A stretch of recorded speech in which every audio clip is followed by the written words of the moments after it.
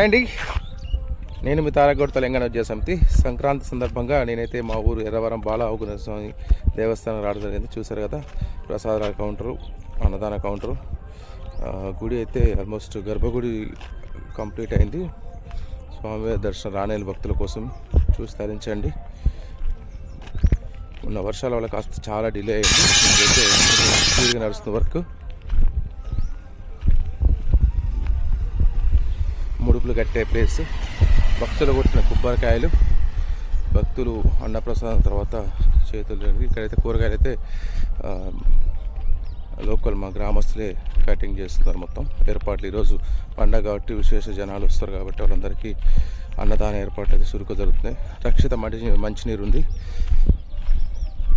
గ్రామస్తులంతా చాలా భక్తి శ్రద్ధలతో అయితే భోజన ఏర్పాట్లు చేస్తున్నారు.